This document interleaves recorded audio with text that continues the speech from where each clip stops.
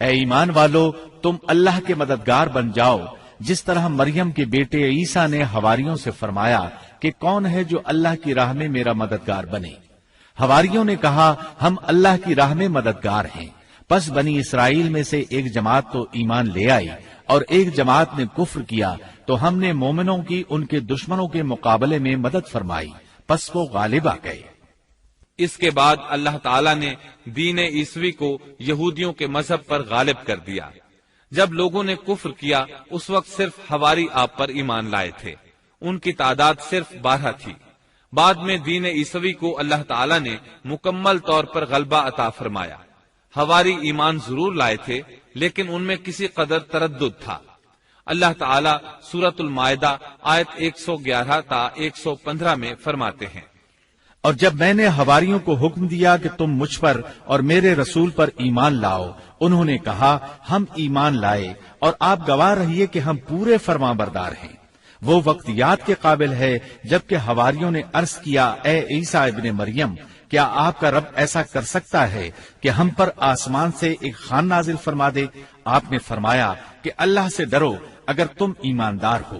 وہ بولے کہ ہم یہ چاہتے ہیں کہ اس میں سے کھائیں اور ہمارے دلوں کو پورا اطمینان ہو جائے اور ہمارا یہ یقین اور بڑھ جائے کہ آپ نے ہم سے سچ بولا ہے اور ہم گواہی دینے والوں میں سے ہو جائیں۔ عیسیٰ ابن مریم نے دعا کی کہ اے اللہ، اے ہمارے پروردگار، ہم پر آسمان سے کھانا نازل فرما کہ وہ ہمارے لیے یعنی ہم میں جو اول ہیں اور جو بعد ہیں سب کے لیے ایک خوشی کی بات ہو جائے اور تیری طرف سے ایک نشان ہو جائے، اور تو ہم کو رزق عطا فرما دے اور تو سب عطا کرنے والوں سے اچھا ہے۔ حق تعالی نے ارشاد فرمایا کہ میں وہ کھانا تم لوگوں پر نازل کرنے والا ہوں، پھر جو شخص تم میں سے اس کے بعد کفر کرے گا تو میں اس کو ایسی سزا دوں گا کہ وہ سزا دنیا جہان والوں میں سے کسی کو نہ دوں گا۔ اور یہ اللہ تعالیٰ کی سنت ہے کہ جب منہ مانگا معجزہ آ جائے اور اس کے بعد بھی لوگ کفر کریں تو وہ تمام لوگ ہلاک کر دیے جاتے ہیں۔ آخر کار وہ کھانا اترنے لگا، انہوں نے اس کھانے کو کھایا اور ایمان پر قائم رہے، البتہ ان میں سے ایک نے خیانت کی، اس کا ذکر آگے آئے گا۔ ان مسلسل معجزات کا لوگوں میں چرچا ہونے لگا۔ یہودی عالموں اور بادشاہوں کو اس بات کی فکر ستا رہی تھی کہ لوگ ان کی پیروی چھوڑ کر عیسیٰ ابن مریم علیہ السلام کے پیروکار بن رہے ہیں، گویا ان کی حکومت ڈگمگا رہی تھی، دنیاوی بادشاہت بھی ہاتھ سے نکل رہی تھی اور دینی امور کی قیادت سے بھی ہاتھ دھونے پڑ رہے تھے۔ یہ صورتحال دیکھ کر یہودی عالم یہودی بادشاہ کے پاس گئے، اسے عیسیٰ علیہ السلام کے بارے میں خوف زدہ کرنے لگے، کہنے لگے وہ خود کو یہود کا بادشاہ خیال کرتا ہے اور دعویٰ کر رہا ہے کہ جلد تم سے بادشاہت چھین لے گا۔ بادشاہ کو اپنی حکومت کی پڑ گئی، اس نے حکم دیا اسے سولی پر چڑھا دو۔ اس وقت سزا کا یہی طریقہ تھا، آدمی کو قتل نہیں کرتے تھے، سولی پر لٹکا دیا کرتے تھے، ہاتھوں پیروں میں کیل ٹھونک دیے جاتے تھے، اسی حالت میں لٹکا ہوا وہ ختم ہو جاتا تھا۔ اس طرح یہودیوں نے عیسیٰ علیہ السلام کے قتل کا پروگرام بنایا۔ یہ آپ کے رسول بننے کے 3 سال بعد کی بات ہے۔ انجیل متی کے مطابق یہودیوں نے جس شخص کو عیسیٰ علیہ السلام کے خلاف ابھارا تھا وہ روم کا گورنر تھا، اس کا نام پونتس پیلاطس تھا۔ اس نے اپنے سپاہیوں سے مل کر عیسیٰ علیہ السلام کو گرفتار کرنے کی سازش تیار کی اور عیسیٰ علیہ السلام کے ایک شاگرد یہودا اسکریوتی کو 30 دینار پر جاسوسی کے لیے تیار کر لیا۔ ان دنوں عیسیٰ علیہ السلام مذہبی تہوار فصح منانے بیت المقدس آئے ہوئے تھے۔ یہاں عیسیٰ علیہ السلام نے کھانا کھایا اور اپنے 11 شاگردوں سمیت شہر سے باہر کتسمنی نامی ایک جگہ پر رات گزارنے کے لیے تشریف لے گئے۔ پھر اپنے شاگردوں سے الگ ہو کر اللہ سے یوں دعا کی، اے میرے اللہ، اگر ہو سکے تو یہ پیالہ یعنی موت مجھ سے ٹل جائے۔ اس کے جواب میں تسلی نازل ہوئی۔ علماء کا اس بات پر اتفاق ہے کہ جب یہودی عیسیٰ علیہ السلام کے شاگرد یہودا اسکریوتی کی یہ رہنمائی پر وہاں پہنچے جہاں عیسیٰ علیہ السلام اور ان کے شاگرد تھے، تو ان لوگوں نے عیسیٰ علیہ السلام اور ان کے حواریوں کا محاصرہ کر لیا۔ عین اسی وقت اللہ تعالیٰ نے عیسیٰ علیہ السلام کو آسمان پر اٹھا لیا اور مخبری کرنے والے عیسیٰ علیہ السلام کے شاگرد یہودا پر عیسیٰ علیہ السلام کی مشابہت ڈال دی گئی۔ चुनाचे हुकूमत के अहलकारों, यहूदियों, हत्ता के खुद हवारियों ने भी उसी को ईसा समझ लिया और उसी को ले जाकर फांसी पर चढ़ा दिया, जैसा कि सूरत उन्निसा में अल्लाह ताला फरमाते हैं। और इस वजह से भी हमने उन पर लानत की कि उन्होंने कहा कि हमने मसीह इब्ने मरियम जो कि अल्लाह का रसूल है उसे कत्ल किया है। हालांकि न उन्होंने उसे कत्ल किया और न सूली दिया, लेकिन उनको शुबह पड़ गया, और जो लोग इसमें इख्तिलाफ कर रहे हैं वो खुद शक में हैं। उन्हें हकीकत हाल का कुछ इल्म नहीं, महज ज़न के पीछे लगे हुए हैं। और ये यकीनी बात है कि उन्होंने ईसा इब्ने मरियम को कत्ल नहीं किया था, बल्कि अल्लाह ने उसे अपनी तरफ उठा लिया था, और अल्लाह बहुत जोरावर और हिकमत वाला है। ईसाई और यहूदी इस बात पर मुत्तफिक थे कि ईसा अलैहिस्सलाम को सूली चढ़ा दिया गया है, लेकिन इनमें थोड़ा सा इख्तिलाफ था। यहूदी कहते थे कि वो कत्ल हो गए हैं, जबकि ईसाई कहते थे कि वो 3 दिन तक मुर्दा रहने के बाद जिंदा हुए और आसमान पर चले गए। अल्लाह ताला ने इन दोनों ग्रोहों की तरदीद करते हुए फरमाया कि ये शक में मुब्तला हैं। दर हकीकत ये लोग ईसा अलैहिस्सलाम को गिरफ्तार न कर सके थे। बहरहाल ईसा अलैहिस्सलाम के आसमान पर उठाए जाने के बाद यहूद गालिब आ गए और दीन ईसवी की इशाअत पर पाबंदी लगा दी। अलबत्ता खुफिया तौर पर लोग इस दीन से आगाही हासिल करते रहे और ये सिलसिला 240 साल तक यूं ही चलता रहा, यहाँ तक कि एक बादशाह ने ईसाई मजहब कबूल कर लिया। वो मुल्क रूम का बड़ा बादशाह था। उस वक्त दीन ईसवी खूब फैला, लेकिन उस बादशाह ने दीन में शिर्क वाले कुछ तरीके शामिल कर दिए। एक रिवायत के मुताबिक वो 240 साल तक तौहीद पर कायम रहे। ये बादशाह कुस्तुनतुनिया पहुंचा। वहां ईसवी मजहब को अपने अकवाल के साथ जिंदा करना चाहा। इस बादशाह ने उलमा, दुर्वेशों और पादरियों को मुंतखब किया। उस वक्त जाहिरी और वाज़ेह कुफ्र के दरवाजे खुल गए। फिर ईसाइयों के 3 फिरके बन गए। एक कहने लगा, हमारे दरमियान अल्लाह ने अपनी मर्जी के मुताबिक कुछ अरसा क़याम किया, फिर आसमान पर चला गया। इन लोगों को याकूबिया कहते हैं। दूसरे गिरोह ने कहा, हमारे दरमियान अल्लाह के बेटे ने जब तक चाहा क़याम किया और फिर अल्लाह ने उसे अपनी तरफ उठा लिया। इन्हें नस्तूरिया कहते हैं और उनकी कसरत हुई। अक्सर नसारा का यही अकीदा था। और तीसरा फिरका कहने लगा, हमारे दरमियान अल्लाह की मंशा के मुताबिक कुछ अरसे तक अल्लाह का बंदा और उसका रसूल रहा, फिर उसे अल्लाह ने अपनी तरफ उठा लिया, और यही लोग दर हकीकत मुसलमान थे। इन्हें मुवाहिदा कहते हैं। इनकी इंजील में शिर्क अब तक नहीं पाया जाता। इनकी इंजील का नाम इंजील बरनाबास है। नसारा का ये फिरका सबसे कलील तादाद में है। इब्ने अब्बास रजी अल्लाह अन्हुमा कहते हैं, उन दोनों फिरकों ने तीसरे फिरके पर धावा बोलकर उनमें अक्सर को कत्ल कर दिया। फिर इस्लाम इसी तरह तन्हा, गरीब और कमजोर रहा, यहां तक कि रसूलुल्लाह सल्लल्लाहु अलैहि वसल्लम की बेइज्जत हुई। अल्लाह ताला सूरत उस-सफ आयत 14 में फरमाते हैं, तो हमने मोमिनों की उनके दुश्मनों के मुकाबले पर मदद की, पस वो गालिब आ गए। सूरत उन-निसा आयत 157 में अल्लाह ताला का फरमान है, और उनके यूं कहने के बायस कि हमने अल्लाह के रसूल ईसा इब्ने मरियम को कत्ल कर दिया, हालांकि न तो उन्होंने उसे कत्ल किया न सूली पर चढ़ाया, बल्कि उनके लिए वही सूरत बना दी गई थी। यकीन जानो कि ईसा के बारे में इख्तिलाफ करने वाले उनके बारे में शक में हैं। उन्हें हकीकत हाल का कोई इल्म नहीं है। वो महज जन के पीछे लगे हुए हैं। इतना यकीनी है कि उन्होंने उसे कत्ल नहीं किया। अल्लाह ताला ने ईसा अलैहिस्सलाम को क़यामत की एक निशानी करार दिया। सूरत उज़्ज़ुख़रुफ़ आयत 61 में है, और यकीनन ईसा क़यामत की अलामत है। बस तुम क़यामत के बारे में शक न करो और मेरी फरमाबरदारी करो, यही सीधी राह है।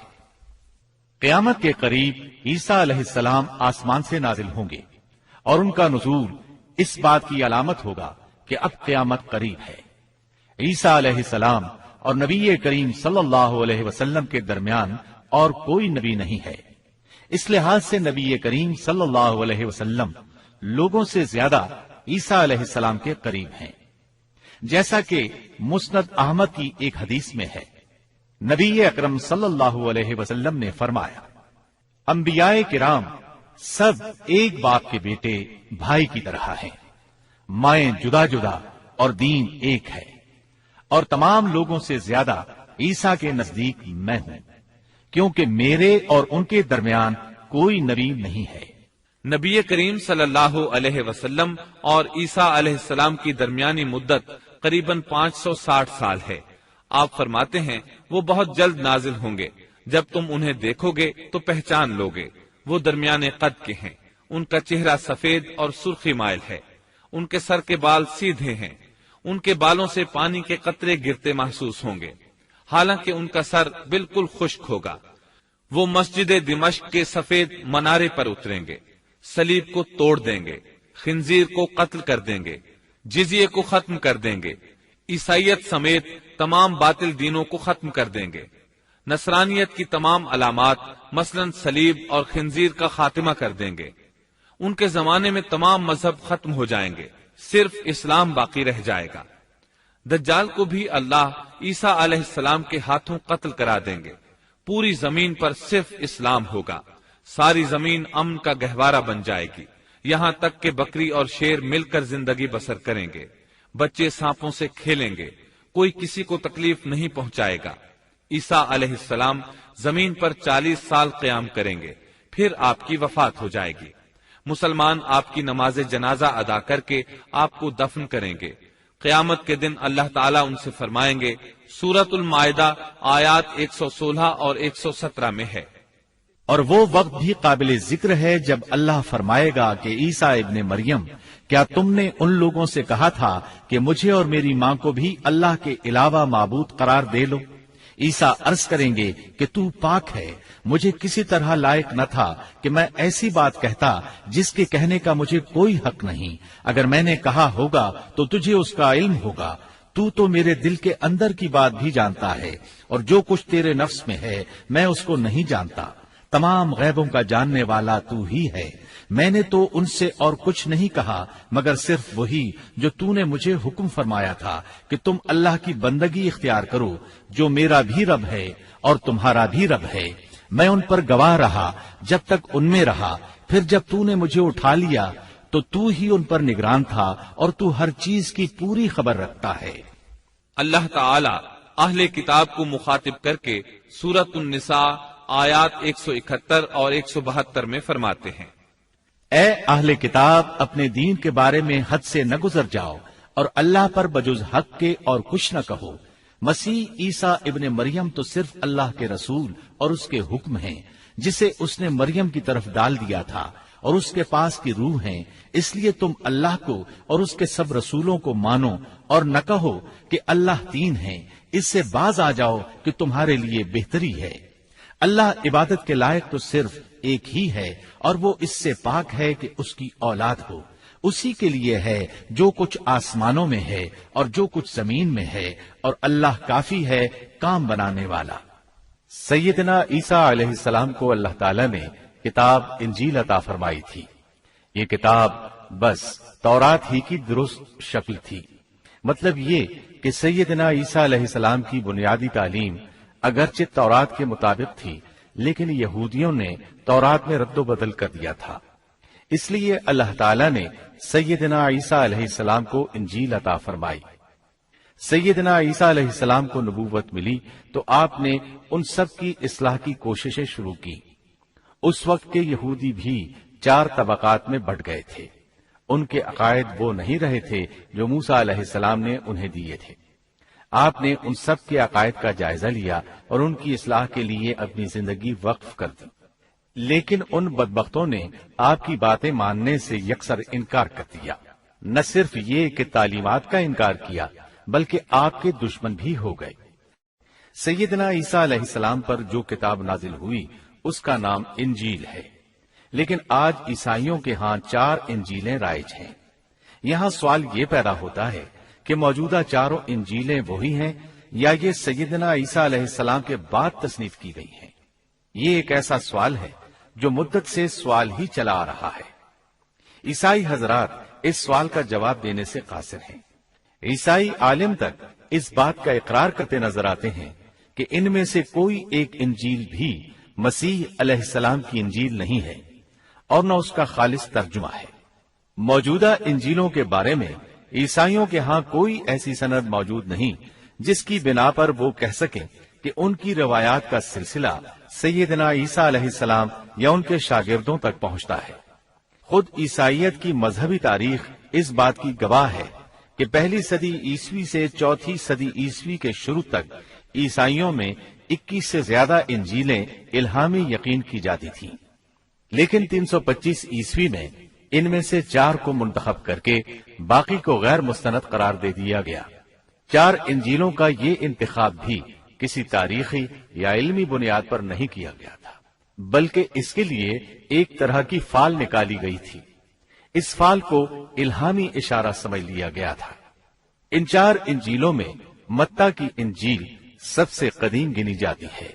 اس کے باوجود عیسائیوں کے پرانے عالم یہ بات تسلیم کرتے ہیں کہ یہ انجیل متی اصلی نہیں بلکہ اس کا ترجمہ ہے، اس لیے کہ اصل کتاب عبرانی زبان میں تھی جو اب ناپید اور ضائع ہو گئی ہے، اور موجودہ ترجمے کے بارے میں قطعی طور پر یہ نہیں کہا جا سکتا کہ یہ اصل زبان کا ترجمہ ہے، جبکہ مترجم کا نام تک معلوم نہیں، اور نہ یہ پتا ہے کہ ترجمہ ہوا کے زمانے میں تھا۔ دوسری انجیل مرقس کی انجیل ہے۔ اس کے بارے میں مشہور عیسائی عالم پطرس گوماگ اپنی کتاب میں مرقس کے سوانح حیات پر لکھتا ہے کہ یہ نسلاً یہودی تھا اور عیسیٰ علیہ السلام کے حواری پطرس کا شاگرد تھا۔ جب رومیوں نے عیسائیت اختیار کر لی تو اس نے ان کے مطالبے پر یہ انجیل تصنیف کی۔ وہ سن 68 عیسوی میں اسکندریہ کے قید خانے میں بت پرستوں کے ہاتھوں قتل ہوا۔ تیسری انجیل لوقا کی انجیل ہے۔ عیسائی عالموں میں متی کی انجیل کے بارے میں جتنے اختلافات ہیں ان سے زیادہ لوقائی انجیل میں موجود ہیں۔ خود لوقا نے اپنی انجیل کے بارے میں لکھا ہے کہ یہ انجیل اس نے شاہ فیلس کے ساتھ خط و کتابت کی بنیاد پر لکھی ہے۔ وہ اسے مخاطب کر کے لکھتا ہے کہ سچ کی باتیں جن لوگوں نے کانوں سے سنی تھیں انہوں نے ہم تک جس طرح پہنچائی ہیں ان کو بہت سے لوگ ہم سے نقل کر رہے ہیں، اس لیے میں ضروری سمجھتا ہوں کہ ان کو خود ہی صحیح طریقے پر کر دوں تاکہ تمہیں صحیح حقیقت معلوم ہو جائے۔ اس سے صاف معلوم ہوتا ہے کہ لوقا نے سیدنا مسیح علیہ السلام کا زمانہ نہیں پایا۔ اس کے ساتھ عیسائی عالم یہ بھی بیان کرتے ہیں کہ لوقا کی انجیل مرقس کی انجیل کے بعد وجود میں آئی اور پطرس اور پولس کے مرنے کے بعد تصنیف کی گئی ہے۔ دراصل لوقا انطاکیہ شہر میں طب کا پیشہ کرتا تھا۔ اس نے عیسیٰ علیہ السلام کو نہیں دیکھا اور عیسائیت کو سینٹ پال یعنی پولس سے سیکھا، اور سینٹ پال کے بارے میں یہ بات تحقیق کو پہنچ چکی ہے کہ وہ دراصل متعصب یہودی تھا۔ عیسائیت کا بدترین دشمن خیال کیا جاتا تھا۔ وہ عیسائیوں کے خلاف اپنی جدوجہد جاری رکھے ہوئے تھا، مگر جب اس نے دیکھا کہ اس کی تمام تر مخالفتوں اور رکاوٹوں کے باوجود عیسائیت ترقی کرتی جا رہی ہے اور رو کے نہیں رک رہی، تو اس نے مکر و فریب سے کام لیا اور اچانک اعلان کیا کہ مجھ سے ایک عجیب معجزہ سرزد ہوا ہے۔ میں صحت کی حالت میں تھا کہ میں ایک دم زمین پر گرا جیسے کوئی کسی کو کشتی میں پچھاڑ دیتا ہے، اور اسی حالت میں مسیح علیہ السلام نے مجھے چھوا اور سخت الفاظ میں کہا کہ خبردار، آئندہ ہرگز میرے پیروکاروں کے خلاف کوئی قدم نہ اٹھانا۔ بس میں اسی وقت مسیح علیہ السلام پر ایمان لے آیا اور مسیح کے حکم سے مسیحی دنیا کی خدمت کے لیے مامور ہو گیا ہوں۔ مسیح نے مجھ سے کہا ہے کہ میں لوگوں کو مسیح کی انجیل کی بشارت سنا دوں اور اس کی پیروی کی ترغیب دوں۔ اس طرح اس نے آہستہ آہستہ کلیسا پر ایسا قبضہ کیا کہ دین عیسوی کی اصل صداقتوں کو مٹا کر اسے بدعتوں اور رسومات کا مجموعہ بنا ڈالا اور پوری مسیحیت کو بت پرستی میں تبدیل کر دیا۔ آج جو عیسائیت قائم ہے وہ اسی پولس کی ایجاد کردہ مسیحیت ہے۔ لہذا اس کے بعد کون دعویٰ کر سکتا ہے کہ اس کے شاگرد لوقا کی انجیل الہامی انجیل ہے؟ چوتھی انجیل یوحنا کی انجیل ہے۔ اس کے بارے میں عیسائیوں کا عام عقیدہ ہے کہ یہ سیدنا عیسیٰ علیہ السلام کے محبوب شاگرد یوحنا زبدی کی تالیف ہے۔ यूहन्ना ईसा अलैहिस्सलाम के 12 हवारियों में से एक था। यूहन्ना की इंजील को उनकी इंजील कहा जाता है, लेकिन खुद ईसाई आलिमों का ये दावा है कि यूहन्ना की इंजील खुद यूहन्ना की तसनीफ करदा नहीं है। ये था इन इंजीलों का तारुफ। इससे इनकी हकीकत वाज़ेह हो जाती है। ईसा अलैहिस्सलाम अल्लाह के नबी, रसूल और पैगंबर हैं। उनके बाद सिवाय नबी करीम सल्लल्लाहु अलैहि वसल्लम के कोई नबी नहीं आया। नबी करीम सल्लल्लाहु अलैहि वसल्लम अफजलुन नबीयीन हैं, अफजलुल मुरसलीन और खातमुन नबीयीन हैं। आप पर और तमाम अंबियाए किराम पर अल्लाह ताला की रहमतें नाजिल हों। आमीन।